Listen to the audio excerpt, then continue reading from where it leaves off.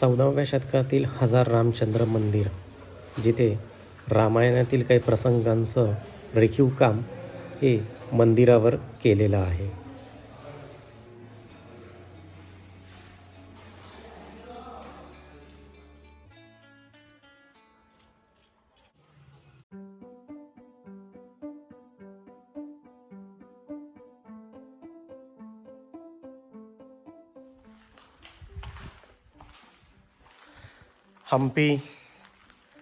हम्पीमधली आपली टूर ही सुरू आहे. नमस्कार संकेता.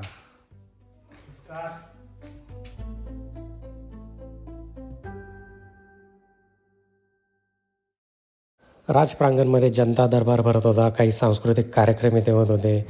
तसेच राज प्रांगणामध्येच अंडरग्राऊंड सिक्रेट चेंबर देखील होतं. काळ्या दगडामधली पुष्करणी इथे आपल्याला बघायला मिळते.